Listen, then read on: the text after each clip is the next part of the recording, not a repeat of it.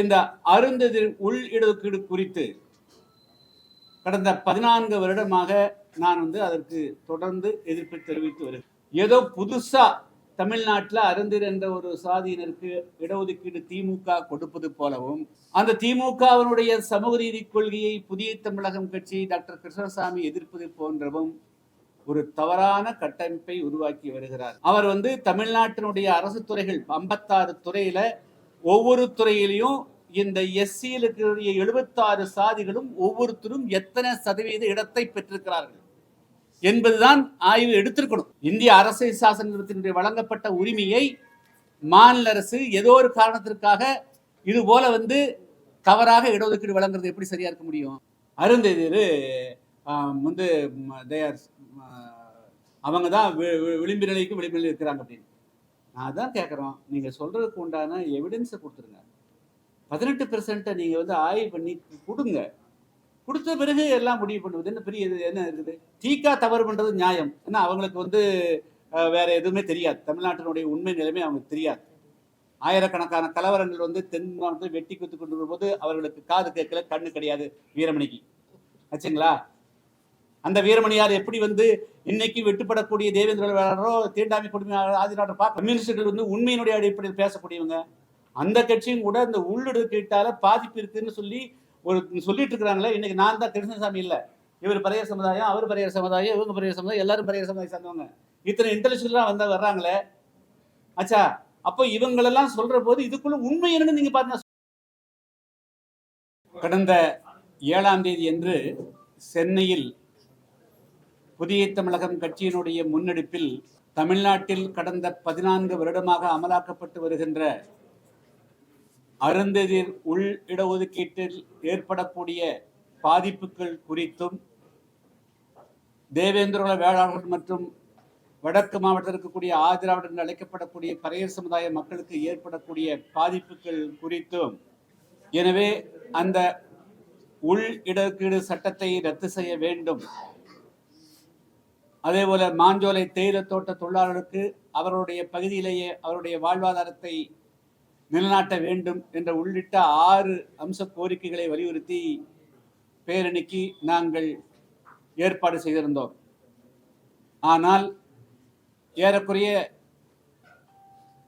1 மாத காலமாக காவல்துறை இடத்துல அதற்கான முன்னேற்பாடுகள் குறித்து முறையாக அனுமதிக்கு கடிதத்தின் வாயிலாக எழுதியும் நேரடியாக காவல்துறை உயரதிகாரிகளை சந்தித்த பிறகும் கூட அந்த பேரணி துவங்கப்படுகின்ற அந்த நாளன்று அவர்கள் சட்டத்துக்கு புறம்பாக அந்த பேரணியை சீர்குலைக்கக்கூடிய வகையிலே நடந்து கொண்டு அந்த பேரணியை எங்களால் முழுமையாக நடத்த இயலாமல் போய்விட்டு, எனினும் கூட ஊடகங்கள் கொடுத்த முக்கியத்துவத்தின் காரணமாக நாங்கள் எதற்காக பேரணி நடத்தினோம் என்பது ஓரளவுக்கு தமிழக மக்களுக்கு வெளிச்சம் போட்டு காட்டியிருக்கிறது.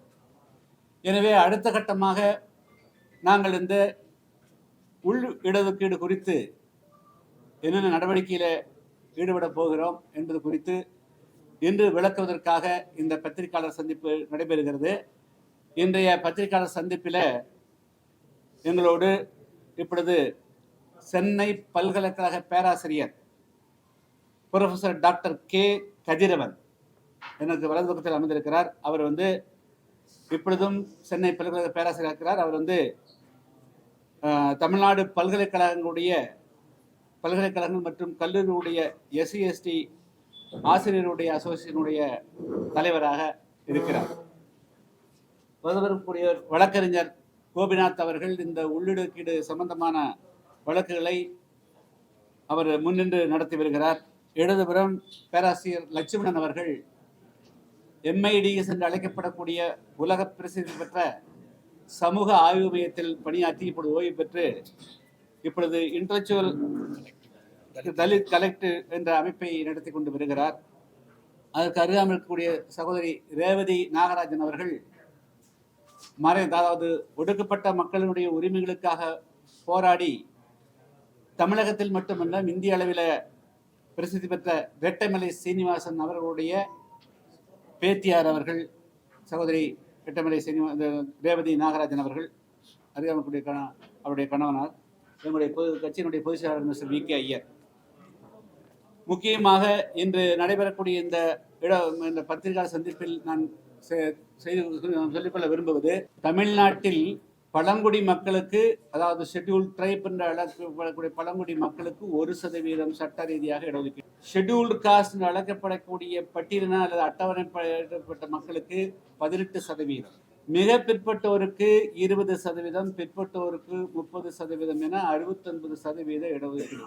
இந்த 18% இடஒதுக்கீட்டில் முக்கியமாக 3 சமுதாயங்கள், தேவேந்திர குல வேளாளர்களும், ஆதிராவிடன் அழைக்கப்படக்கூடிய பறையர் சமுதாய மக்களும், அதே போல அருந்தியர் சமுதாயங்களும் 3 சமுதாயம் உண்டு. அத்தோடு அதுக்கு மேற்பட்டு 70க்கும் மேற்பட்ட சமுதாயங்கள் சிறு சிறு அளவிலே இருக்கிறார். எனவே அனைவருக்கும் சேர்ந்துதான் 18% இடஒதுக்கீடு ஏறக்குறைய சுதந்திரம் பெற்ற காலத்திலே இருந்து நடைமுறையில் இருந்து வருகிறது. இந்த நிலையில் 2008ஆம் ஆண்டு தமிழ்நாடு அரசு திடீரென்று அருந்ததியர் 3% உள் இடஒதுக்கீட்டை அனைத்து கட்சி கூட்டத்தின் மூலமாக அறிமுகம் செய்து, அதற்கு பிறகு 2009ஆம் ஆண்டு அதற்கான அரசாணையை பிறப்பித்தது. இப்பொழுது இந்த அருந்ததியர் உள் இடஒதுக்கீடு குறித்து கடந்த 14 வருடமாக நான் அதற்கு தொடர்ந்து எதிர்ப்பு தெரிவித்து வருகிறேன்.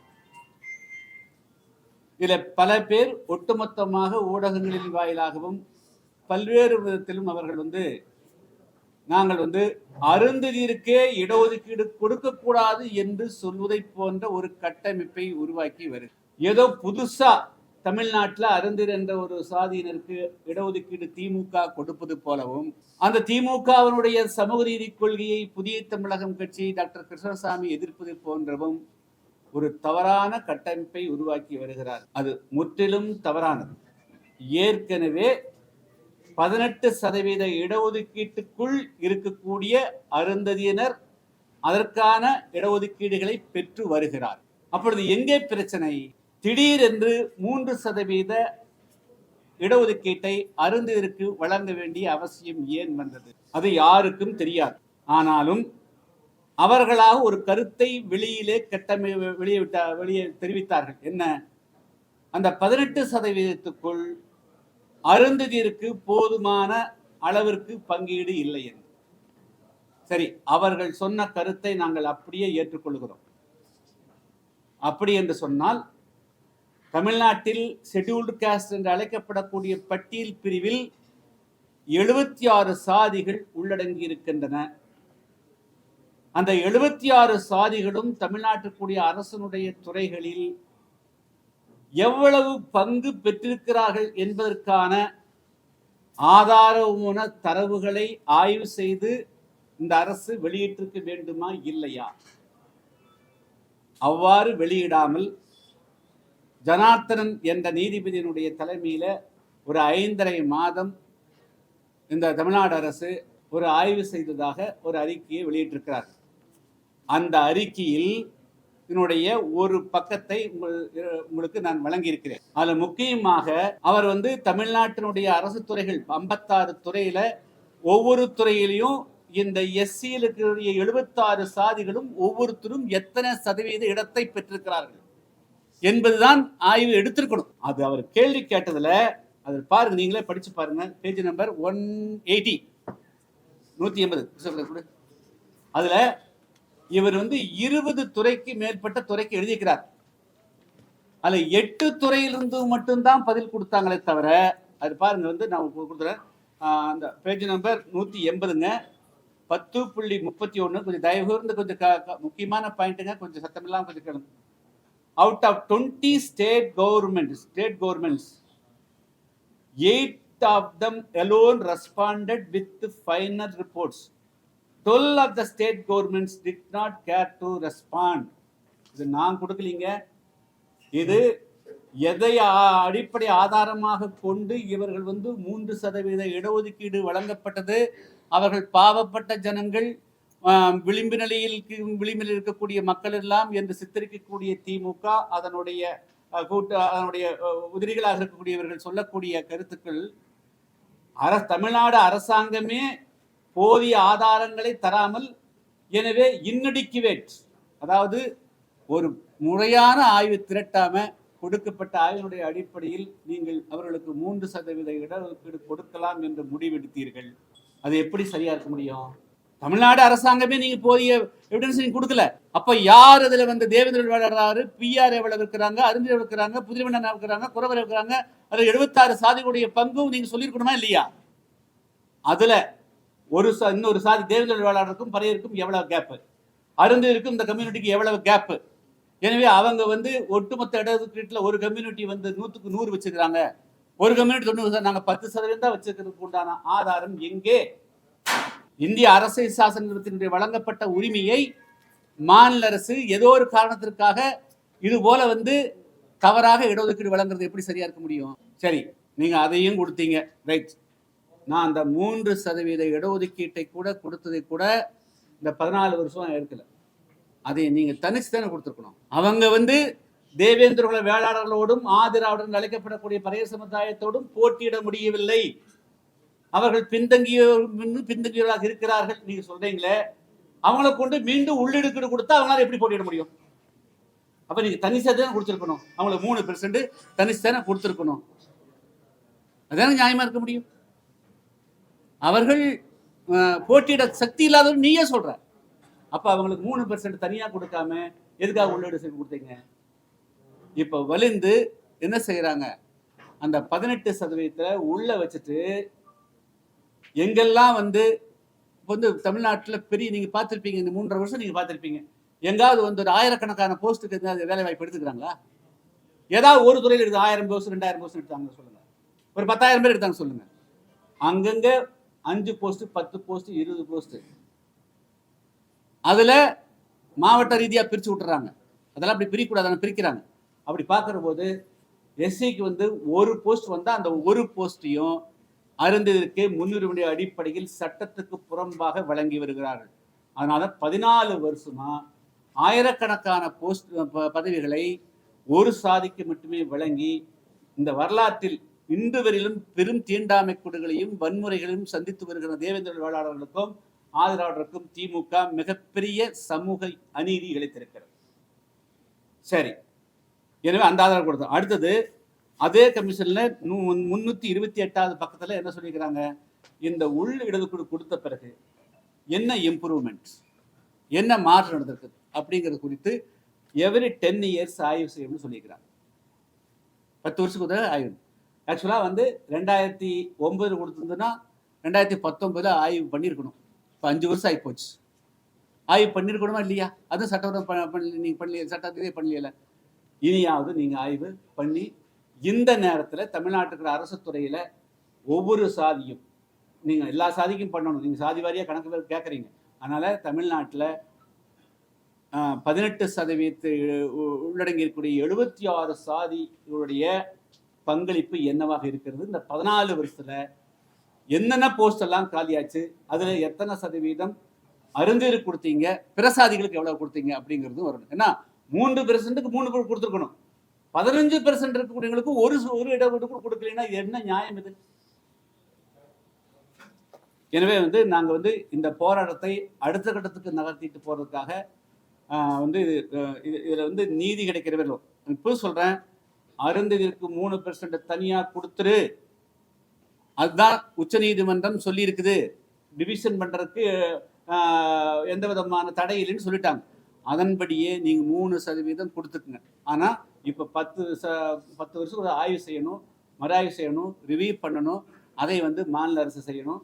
ஒட்டு மொத்தத்துல இந்த எந்த சமுதாயங்களை வந்து ஒற்றுமையா நிற்கணும், அந்த சமுதாயத்தை பிரிக்கக்கூடாது. ஒற்றுமையாருன்னு நீங்க வெளியே மேட்டர் பேசுறீங்க. அந்த சமுதாயங்கள் ஒற்றுமையா இருக்க விடாம இன்னைக்கு உள்ளுக்குள்ள உள்ள சண்டை போடக்கூடிய அளவுக்கும் பகைமை உருவாக்கக்கூடிய அளவுக்கு அந்த மிகப்பெரிய ஒரு கைங்காரியத்தை செஞ்சிட்டீங்க, வரலாற்றுல செஞ்சிருக்கிறீங்க. சரி, அதெல்லாம் போகட்டும். இருந்தாலும் கூட சட்ட ரீதியாக இன்றைக்கு திமுக அரசு அந்த உள்ளிடுக்கிற தனி இடத்துக்காக கொடுக்காமல் உள்ளிடுக்காக கொடுத்தது வரலாற்று பிழை. அதை வந்து சரி செய்யணும். எனவே தான் அடுத்த கட்டமாக வந்து இதுக்கு வந்து எந்த காரணத்தை கொண்டும் இந்த உள்ளிடுக்கீடு வந்து இப்போ இது வந்ததுனால உச்சநீதிமன்றம் தீர்ப்பு கொடுத்துருக்குது. இதில் ஜனாதிபதி அவர்கள் இதுக்கு வந்து எந்த விதத்திலும் அனுமதி அளிக்கக்கூடாது.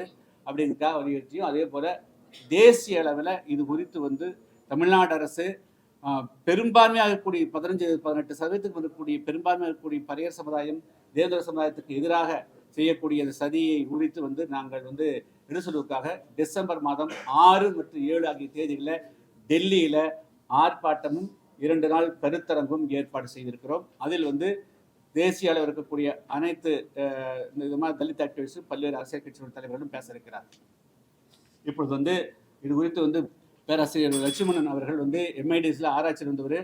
இது என்னங்கிறது அவங்கெல்லாம் வந்து பொலிட்டிக்கல் கிடையாது, அவங்கெல்லாம் நான் பொலிட்டிக்கல் பீப்புள். அது என்னங்கிறது அவங்க ஒரு 2 வார்த்தை பேசுவார், அதை பேராசிரியர் பேசுவார். நீங்கள் சும்மா பேசுங்க. வரக்கூடிய டிசம்பர் மாதம் 6 மற்றும் 7 ஆகிய தேதிகள், டிசம்பர் 6, 7 2 நாள்.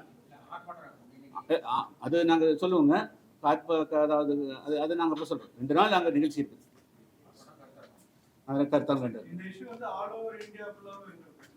இது ஆல் ஓவர் இந்தியா இருக்கிற பிரச்சனை தான். இல்ல, இது வந்து ஆல் ஓவர் இந்தியாவை திமுக பண்ண தப்ப ஆல் ஓவர் இந்தியா பரப்பி இருக்குது. இல்ல, ஆல் ஓவர் இந்தியாவிலேயே தமிழ்நாட்டில் மட்டும்தான் உள் ஒதுக்கீடு 3% ஸ்டிபுலேட்டட் பெர்சன்டேஜ்னு வந்து உள் ஒதுக்கீடு அமலாக்கப்பட்டிருக்கு. வேற எந்த மாநிலத்திலும் இது வந்து அமலாக்கப்படவில்லை.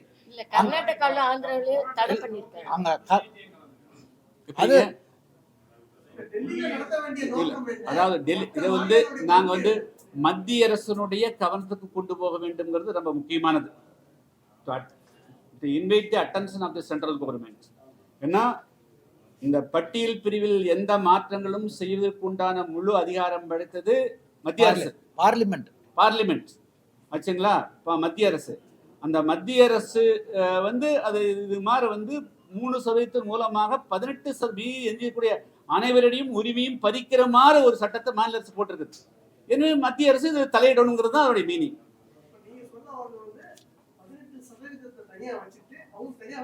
No no no no no no அது சொல்ல அப்படி இல்லை. இல்ல, அதான் 18%ல 3% எடுத்தீங்க இல்லையா, அது உள்ள இல்லாம செப்பரேட்டா கொடுத்துருங்க. இல்ல இல்ல 18+3 இல்ல, இப்ப பாப்புலேஷன் 15+3 அதான் 3% அறுதி இருக்கு, மீதி 15 இருக்கு. உள்ளதுக்கு இல்லைன்னா பிரச்சனை கிடையாதுங்க. ஆந்திராவில் கொடுக்க முயற்சி செஞ்சது வந்து ABCD என்ற 4 இருக்குங்க. ஜாதி ரீதியான அது வந்து அதுல வந்து ABCDங்கிறது அதுல வந்து 1% 7, 6, 1ன்னு பிரிச்சாங்க ஆச்சுங்களா.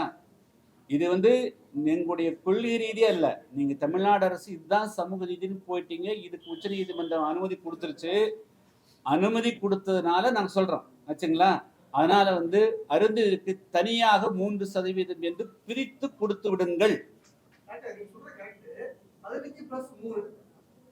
இங்க பாருங்க, அதாவது இப்ப வந்து முஸ்லீமுக்கு 3.5% கொடுத்துக்கிறாங்க. எப்படி கொடுத்துக்கிறாங்க?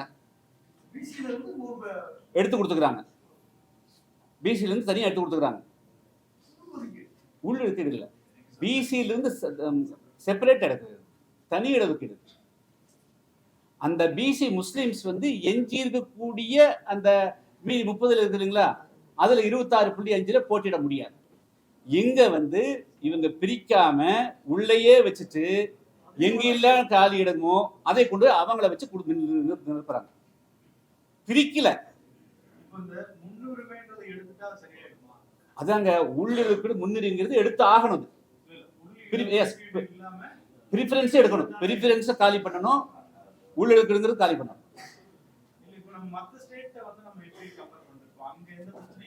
இல்ல அதாவது வந்து பஞ்சாப்லயும் மட்டும்தாங்க அது மாதிரி இருக்குது, நடைமுறை இருக்குது. உள்ளிருக்கிறது கிடையாது, அது தனி இடத்துக்கு செப்பரேட் டிவிஷன்ஸ்.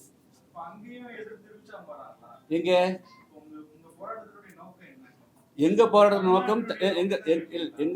நோக்கம் தமிழ்நாட்டில் அந்த 3% அறிந்திருக்கு வந்து 3%ஐ உள்ளிடுதலுக்காக கொடுப்பதும் அவர்களுக்கு ப்ரிஃபரன்ஸ் முன்னுரிமை எல்லா பணிகளிலும் அவர்களுக்கு முன்னுரிமை கொடுப்பதும் தான் பிரச்சனை. மற்றவர்களும் இதில் இது போல முன்னுரிமை கொடுத்துடக்கூடாதுங்கிறதுக்காக வர்றாங்க, எச்சரிக்கை வர்றாங்க. இல்ல, ஆல் ஓவர் இந்தியாவில் வந்து இது வந்து தமிழ்நாடு வந்து அவன் கணக்கிலேயே வந்து பெருசா கொள்ளிங்க. பஞ்சாப்பும் ஆந்திராவும் மட்டும்தான் வந்து பஞ்சாபில் தான் டிவைட் பண்ணாங்க, ஆக்சுவலா டிவைட் பண்ணாங்க. ஆந்திராவில் 4 டிவைட் பண்ணாங்க, ஏபிசிடி 4 டிவைட் பண்ணாங்க. பஞ்சாபில் 2 டிவைட் பண்ணாங்க. இவங்க அருந்திருன்னு ஒரு குழப்பம் பண்ணாங்க, இந்தியாவிலேயே ஒரு குழப்பமாக பண்ணாங்க ஆச்சுங்களா. இப்போ எதுலையுமே இன்னும் ஜட்ஜ்மெண்ட் கொடுக்காம அப்சர்வேஷன் பண்ணிக்கிறாங்க. 6-7 நீதிபதியில ஒவ்வொருத்தரும் கருத்து தெரிவிச்சுக்கிறாங்க ஆச்சுங்களா. ஸோ இதை வந்து நிரந்தரமா ஜட்ஜ்மெண்ட் வர்றதுக்கு முன்னாடி எந்த காரணத்தை கொண்டும் உள்ளிடுதலுக்கு மத்திய அரசு ஒத்துக்கூடாது, நீதிமன்றங்களும் தவறு செய்யக்கூடாதுன்றத தான் முன்னெச்சரிக்கை தான். இது வந்து அப்சர்வ் பண்ணிக்கிறாங்க. அதாவது வந்து முதல்ல 3 ஜட்ஜு, அதுக்கு பிறகு 5 ஜட்ஜு அவங்க ஒரு கொஸ்டின் ரைஸ் பண்ணாங்க. இப்ப 7 ஜட்ஜு இந்த கேள்விகளுக்கு உள்ளிடுக்கீடு, அதாவது வந்து தலித்துகளை வந்து சப்டிவிட் பண்ணலாமா, ரிசர்வேஷன் வித்தின் ரிசர்வேஷன் அதை உடைச்சு கொடுக்கலாமா இல்லையாங்கிற கேள்விக்கு பதில் சொல்லிக்கிறாங்க, கொடுக்கலாம்னு சொல்லிக்கிறாங்க. ஆனா எந்த இடத்துலையும் இந்த சமுதாயத்தில் வந்து அவர்கள் வந்து வேறு விதமா சொல்லி முன்னுரிமை கொடுக்குற சொல்ல பிரிச்சு கொடுக்கறதுக்கு டிவிஷன் பண்ணலாம்னு சொல்லிக்கிறாங்க. நீ டிவிஷன் பண்ணி கொடுத்துருங்க.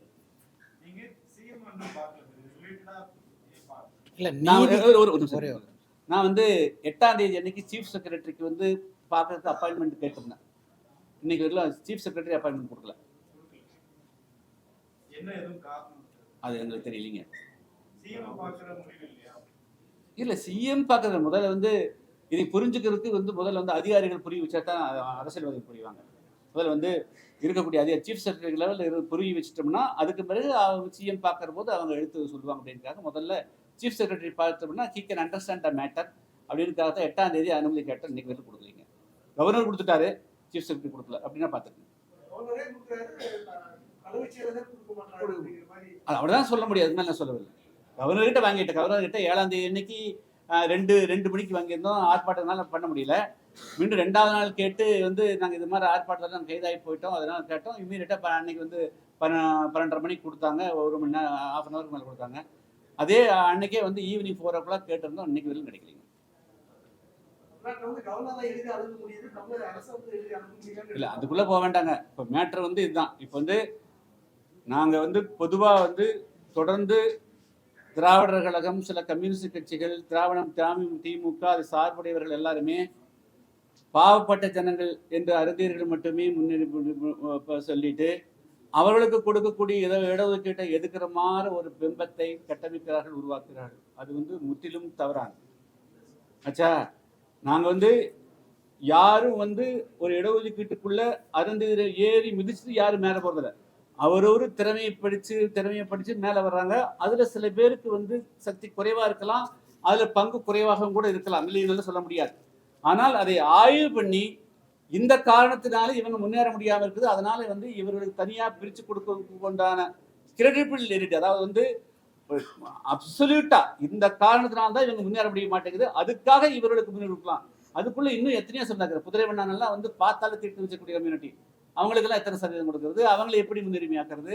ஸோ அதுக்காக 76 சாதிகளுக்கும் சேர்ந்த ஒரு ஃபார்முலாவை வரையறதுக்கு முன்னாடி சமூகம் அவங்களுடைய எல்லா இந்த 76 சாதிகளுடைய இந்த 75 வருஷமா 77 வருஷமா எவ்வளவு இடஒதுக்கீடு கொடுத்துக்கிறோம், அதனால அவங்களுடைய முன்னேற்றம் என்ன, அவங்களுடைய இன்னைக்கு எத்தனை பேர் நிலம் இருக்குது, என்ன தொழில் தொடங்குறாங்க, எத்தனை தொழில் ஆகிக்கிறாங்க, எல்லா விதமான சமூக டேட்டாவும் கலெக்ட் பண்ணிட்டு எத்தனை பேர் உயர்ந்த பதவி இருக்கிறாங்க, எல்லாருக்கும் தரவுகளை வெளியிட்டோம்னா எல்லாருக்கும் தெரிஞ்சுட்டு போகுது. அப்போ வந்து நாங்கள் பேச முடியாது, அவங்க 1% தான் இருக்கிறாங்க, நீங்கள் 90% வச்சுக்கிறீங்க, நீங்கள் எப்படி வந்து எப்படின்னு கேட்கலாம். நாங்கள் இன்னும் கூட அந்த மாதிரி வந்து அவர்களுக்கு வந்து அவர்கள் உண்மையிலேயே பங்களிப்பு குறைவாக இருந்தால் அவர்களுக்கு கொடுப்பதற்கு எந்த விதத்திலும் எதிர்ப்பே கிடையாது. நாங்க எப்படி டேட்டா கலெக்ட் பண்ண முடியும்? எங்க அதாங்க நடைமுறை அவங்க எங்க எல்லா கால்ஃபரும், அதாவது அதுக்கு டேட்டா இருக்குது பாருங்க. அதாவது வந்து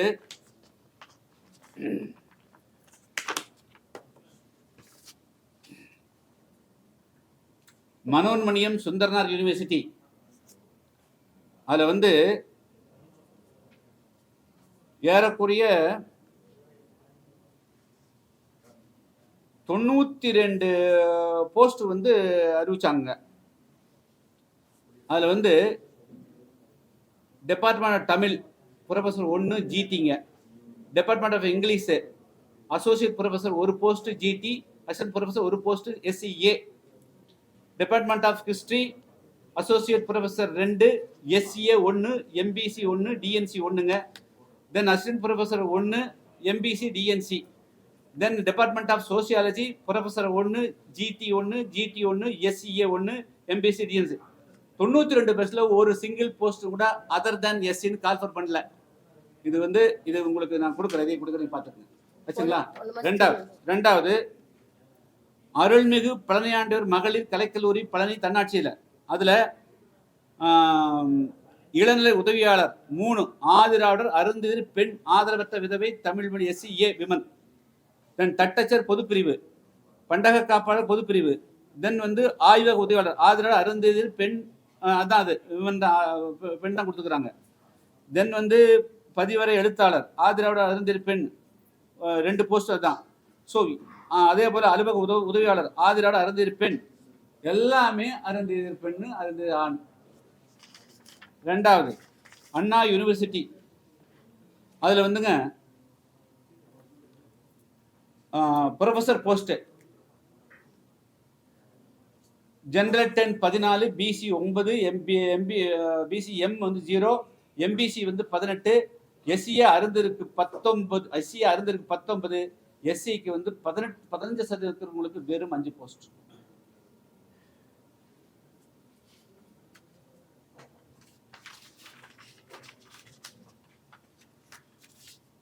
திருவள்ளூர் யூனிவர்சிட்டியில் இப்போ அண்மையில் 16/9/2024 விளம்பரம் கொடுத்தாங்க.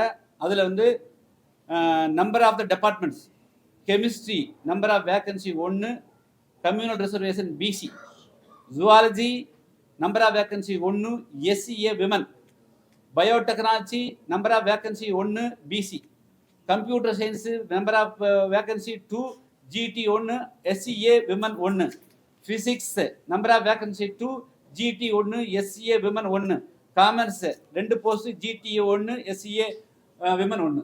இது நியாயமானு மட்டும் சொல்லுங்க. இது அநியாயம் இல்லையா?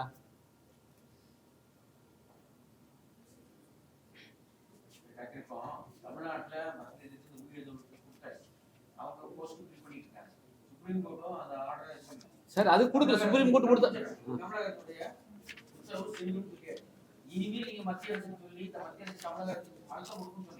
இல்ல. தமிழ்நாடு அரசு மத்திய அரசினுடைய உச்ச நீதிமன்றம் கொடுத்த தீர்ப்பினுடையபடி மத்திய மாநில அரசு வழங்கல.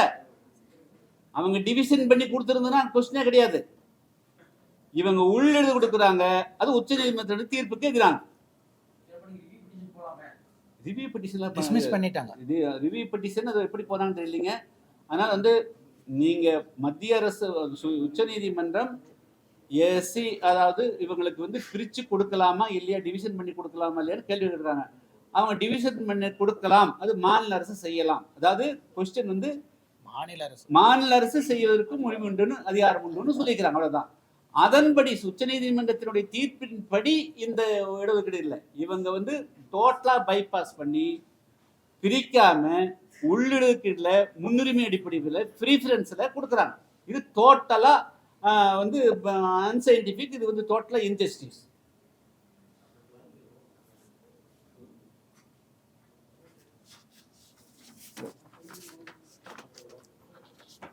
ஏன் டெல்லியில் நாங்கள் இது பண்ணுறோம் அப்படின்னா, இந்த ஜட்ஜ்மெண்ட்டே வந்து ரொம்ப நாளைக்கு முன்னால், இது வந்து கிட்டத்தட்ட 25 ஆண்டு 30 ஆண்டு காலம் பஞ்சாப், ஆந்திர பிரதேஷ், அப்புறமா இன்னைக்கு பீகார், எல்லா மாநிலத்திலும் இந்த பிரச்சனை வந்திருக்கு. அதாவது சப் கேட்டகரைசேஷன் பண்ணலாமா, அதற்கு மாநில அரசுகளுக்கு உரிமை உண்டா இல்லையா, அதிகாரம் உண்டா இல்லையா, இதுதான் கேள்வி. அதை வந்து 3 பெஞ்சு 5 பெஞ்சு எல்லாமே வந்து இல்லை அப்படின்ட்டாங்க. ஜஸ்டிஸ் சின்னையாங்கிறவர் 5 பெஞ்சில் இருந்து அவர் முழுக்க நிராகரிச்சிட்டார். மாநில அரசுகளுக்கு எஸ்சி எஸ்டியினுடைய பட்டியலினத்தை டெம்பர் பண்ணுறதுக்கு எந்த விதமான லோக்கல் ஸ்டாண்டர்டில் அதிகாரம் இல்லை. அதை வந்து செய்வதற்கு முழு அதிகாரமும் பாராளுமன்றத்துக்கு தான் இருக்குது. பாராளுமன்றம் என்பது மக்களவை, மாநிலங்களவை, பிரசிடென்ட், இவங்க 3 பேரும் சேர்ந்து எடுக்கக்கூடிய முடிவு தான் இந்த மக்களுடைய நலனை தீர்மானிக்க வேண்டும். ஆனால் இன்னைக்கு 7 பெஞ்சு ஜட்ஜில் வந்து ஒருத்தர் வந்து ரிஜெக்ட் பண்ணிட்டாரு. 6 பேர் விதவிதமான ஜட்ஜ்மெண்ட் கொடுத்துருக்குறாங்க. அந்த இதில் வந்து என்ன சொல்கிறாங்கன்னா, மாநில அரசுகளுக்கு அரசியலமைப்பு சட்டம் மூலமாக அதிகாரம் உண்டு அப்படின்னு சொல்லியிருக்காங்க. அவ்வளோதான். ஆனால் அந்த அதிகாரம் அதே மாநில அரசு அந்த ஜட்ஜ்மெண்ட்டில் மாநில அரசுகள் ரிசர்வேஷன் வித்தின் ரிசர்வேஷன் சொல்லும் பொழுது அதற்கான ஆதாரபூர்வமான ரிலையபிள் டேட்டா அது இருந்தால் மட்டும்தான் இதை செய்யணும். ஆனால் தமிழகத்தில் இந்தியாவிலே வேற எந்த மாநிலத்தும் இல்லாத அநீதி தமிழகத்தில் திமுக அரசால் நிறைவேற்றப்பட்டிருக்கு. அது வந்து எந்த விதமான ஆதாரமும் இல்லாமல் புள்ளி விவரங்களும் இல்லாமல் இவர்கள் 2009 இதை நிறைவேற்றிட்டாங்க. இன்னைக்கு 14 ஆண்டுகளில் அந்த இந்த அநீதியின் மூலமாக பாதிக்கப்பட்டவர்கள் பெரும்பான்மையாக உள்ள ஆதி திராவிடர், தேவேந்திரர் மற்றும் வந்து புதுரை வண்ணார், பண்ணையாண்டி இந்த மாதிரி குறவர்கள் பல்வேறு ஜாதிகள் வந்து இன்னைக்கு பின்னடைவில் இருக்காங்க. அவங்களால வந்து இந்த போட்டியில் போக முடியல. இதே திமுக அரசு என்ன செய்து, அருந்ததியர்களுடைய துப்புரவு பணியாளர்கள் அதிகமாக இருக்கக்கூடியவர்கள்.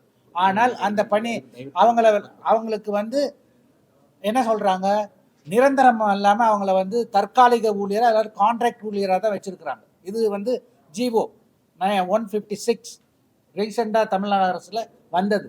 அப்போ வந்து நீங்கள் இடஒதுக்கீடை பயன்படுத்துவதற்கு உங்களுக்கு தரமான கல்வி வேண்டும், தரமான கல்வி பெறுவதற்கு தரமான இன்கம் வேண்டும், தரமான இன்கம் பெறுவதற்கு பேரண்ட்ஸுக்கு அந்த இது வேண்டும். இன்னைக்கு வந்து இதில் வந்து கான்ட்ராக்ட் லேபரில் வேலை செய்யக்கூடிய துப்புரவு பணியாளர்களுடைய இது என்ன இருக்கும் இன்னைக்கு இவங்க அதுதான் பிரச்சனை. முழுக்க முழுக்க அநீதி இங்க நிலைப்பட்டிருக்கு.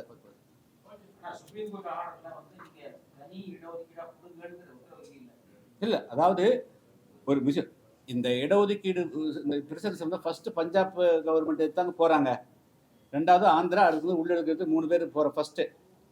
அப்ப அதுல கொஸ்டின் வந்து இந்த உள்ளிடக்கீடு கொடுக்கலாமா இல்லையாங்கிற கேள்வி எங்களால தீர்மானிக்க முடியலன்னு சொல்லிட்டு இந்த 3 பெஞ்சு சொல்றாங்க, 5 பெஞ்சும் சொல்லிடுறாங்க. That has been referred to 7 benches. அவங்க வந்து மாநில அரசுக்கு அதிகாரம் உண்டா இல்லையாங்கிறத எல்லாருடைய கேள்வி. அது மாநில அரசுகள் வந்து பிகாஸ் ஹெட்ரோஜினியஸ் கம்யூனிட்டி, ஹோமோஜினியஸா இல்லை. இந்த பட்டியல் இருக்கக்கூடிய இடத்துலையும் பல சமுதாயங்களாக இருக்கிறாங்க. இப்போ தேவேந்திர சமுதாயம் இருக்கிறாங்க, ஆதிராக்கிறாங்க இருக்கிறாங்க. அதனால அந்த சமுதாயங்கள் வந்து ஒரே மாதிரியாக வந்து இடஒதுக்கீட்டில் பங்கு பெற முடியாமல் இருந்திருந்தால் அதை முறையாக ஆய்வு செய்து அதுக்கு பிறகு வழங்கலாம் அப்படிங்கிறத அவங்க சொல்லிக்கிறாங்க. பட் ஆனால் சும்மா கொடுக்க சொல்லல, ப்ரிஃபரன்ஸா எனக்கு ஒரு, அதாவது வந்து எனக்கு ஒரு கம்யூனிட்டி பிடிக்கும்னா அந்த ப்ரிஃபரன்ஸ் பண்ணக்கூடாது. இன்னைக்கு தமிழ்நாட்டில் நடக்கக்கூடியது, நாங்கள் அருந்ததியருக்கு இடஒதுக்கீடு முடிவு பண்ணிட்டோம், தரவுகள் தேவையில்லை, ஆதாரம் தேவையில்லை, கொடுக்குறவங்களுக்காக ஆதாரங்களை நம்ம சொல்லுவோம் அப்படின்னு ரிவர்ஸ் சொல்லுவோம். அது வந்து வண்டிக்கு முன்னாடி குதிரை நிறுத்திருப்பதா, குதிரைக்கு முன்னாடி வண்டி நிறுத்தி தள்ளுற மாதிரி பண்ணிட்டு இருக்காங்க. எவ்வித ஆதாரமும் இங்கே கொடுக்கல. ஏன்னா இப்போ நீதியரசர் ஜனார்தனன் கமிட்டி அவருடைய ரிப்போர்ட்ல பார்த்தீங்கன்னா தமிழகத்தில் வேலைவாய்ப்பு எங்க இருக்குன்னா டிஎன்பிசியில் நடத்துறாங்க தமிழ், அதே மாதிரி டிஆர்பியில் டீச்சர்ஸ் ரெக்ரூட்மெண்ட் பண்றாங்க. ஆனா இந்த ஜனார்தனன் கமிட்டி அவங்க அந்த டிஎன்பிசிக்கும் டிஆர்பிக்கும் கடிதம் எழுதி டேட்டா கேட்குறாங்க.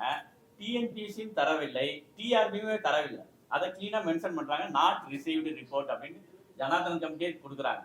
ஸோ எங்களுடைய குற்றச்சாட்டு என்னன்னா, இந்த ஜனார்தனன் நீதியரசர் ஜனார்தனன் அவர்களோட கமிட்டி ரிப்போர்ட்டே வந்து தரவுகள் முழுமையாக இல்லை. முழுமையாக இல்லாத தரவுகளை வச்சு தான் இந்த 3% இடஒதுக்கீடு கொடுத்துருக்காங்க எங்களோட குற்றச்சாட்டு. அது அநீதி. உங்களுக்கு நாங்கள் எதுனா நாங்களா சொல்லி தெரியணும் உங்களுக்கு